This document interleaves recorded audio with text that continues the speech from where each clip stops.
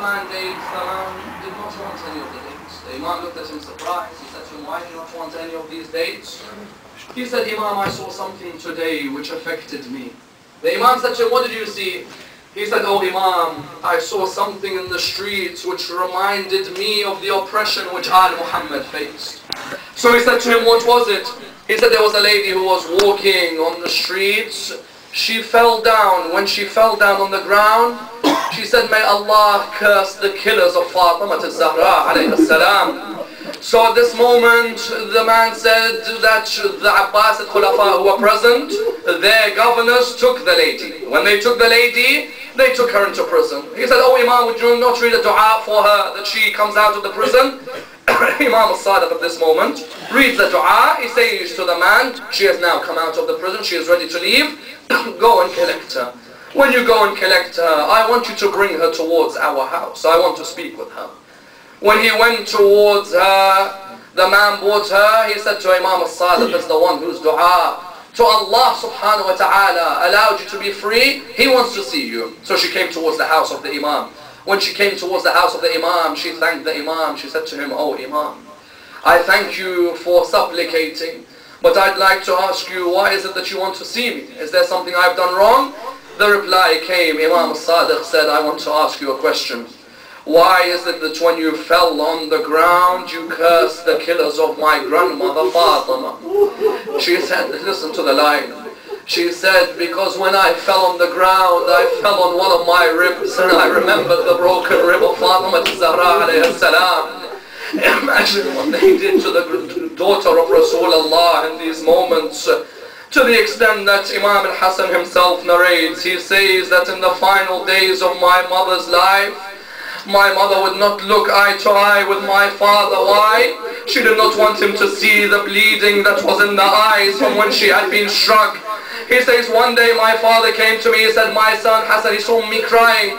He said, my Hassan, why do you cry so much? What is it? He said, my father, had you seen what I saw when my mother Fatima returned, you would be crying. He said, what did you see? He said, I saw certain men approach my mother Fatima and strike my mother Fatima.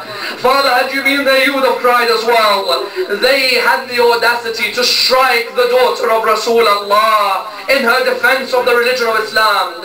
That's why Asma bint Umays narrates that in the final moments of the life of Fatima Zahra alayhi salam, she says, in the final moments of the life of Seyed Nisa al-Alameen, I approached her on that final day. She says, when I approached her, she asked for some clothing. She had gone and washed and then asked for some clothing. She wore some black clothing. Then she said to me, oh Asma, I am going towards my room. I am going to read some Quran. Oh Asma, within a period of time, call me. If I reply to you, then I reply. If I do not reply to you, then know that I will have returned to my Lord. Oh Asma, when Hassan and Hussain returned back to the house, imagine these young men, when they return back to the house, tell them their mother is ill, tell them their mother is in the other room. Imam Hassan and Imam Hussain had just overcome the shock of their grandfather's death. They had returned back from Jannat al-Baqi'. Asma bint Umays narrates, it was only a matter of time when I went and I knocked at the door of my mistress Fatima Zahra. She says, I called out, oh daughter of Rasulullah, answer me. There wasn't a reply. She said, I called out, oh daughter of the man who was taken through the air, answer me.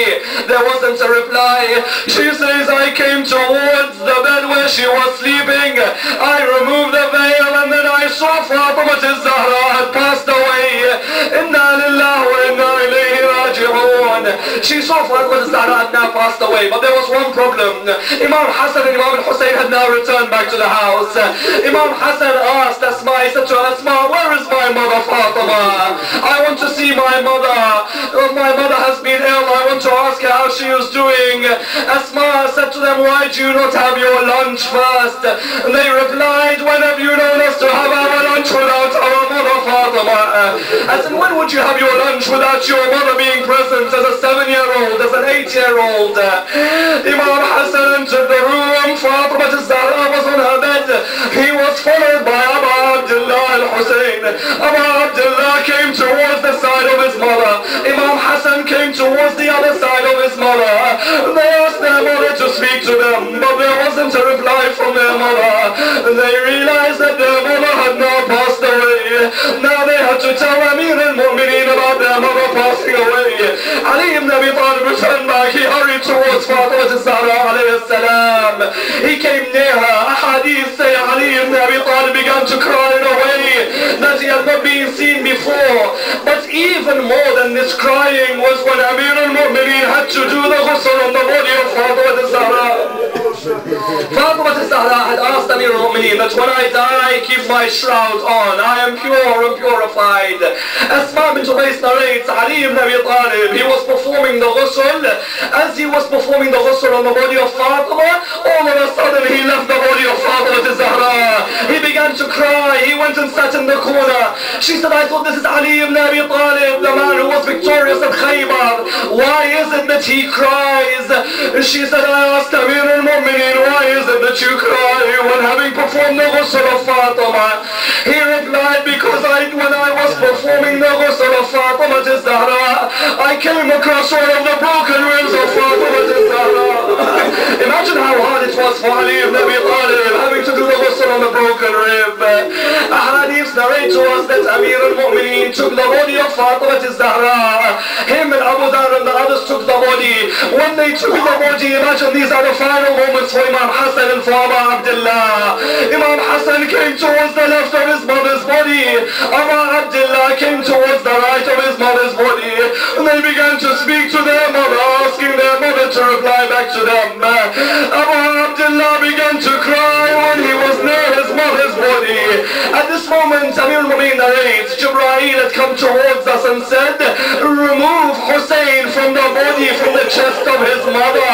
The angels could not take seeing Hussein crying in this way.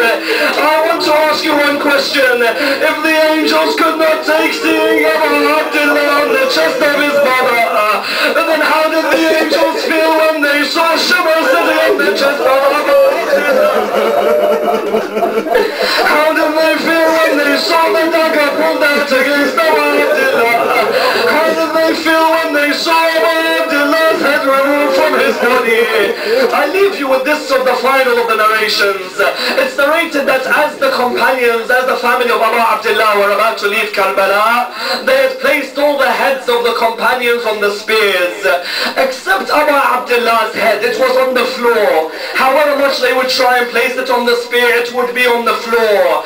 Mulla came towards Imam Zayn al-Abidin. He said to him, Sajjad, come towards your father's head. We are trying to remove it, but we cannot. Imam Zayn al-Abidin came towards the head of his father, Abu Abdullah. Imagine how hard it was for Imam Zayn al-Abidin speaking to his father, Abu Abdullah. He wondered what it was why his father's head would not remove from its place. He received a reply, which is a kalam of an Imam, Abu Abdullah, telling him, Oh Zayn al-Abidin, the caravan is about to leave Kerbala, but Sukaina is not part of that caravan. Go and look for my daughter Sukaina, and then take her. Imam Zayn al-Abidin turned around. He was looking for Sukaina bint al-Husayn. He asked Sayyidah Zainab, where is Sukaina? Sayyidah Zainab turned around. She couldn't find Sukaina. She tried to stand up to look for her. Shimmer in the Josh and would whip Sayyidah Zainab, but she would stand up. She would say to all I need to do is find Sukaina. Suddenly Sayyidah Zainab, looking around, saw that there was a horse in Kerbala. Next to the horse there was Sukaina on the ground, and next to Sukaina there was a lady who was covered all in black. Sayyidah Zainab came towards Sukaina. She embraced Sukaina and she began to cry near her. She said to her, Sukaina, we have to leave Kerbala. Then Sayyidah Zainab looked at the lady dressed in black. She didn't know who this lady was. She said to her, oh lady, I'd like to thank you for looking after Sukaina, but would you give me your name, so that when I return to Medina, I will ask my mother Fatima to protect you. I will ask my mother Fatima to pray for you. At this moment, when Sayyidah Zainab looked at the lady removed her cover and said, oh Zainab, do you not recognize your mother Fatima Zahra? Do you think I would leave you alone in Kerbala? Do you think I would allow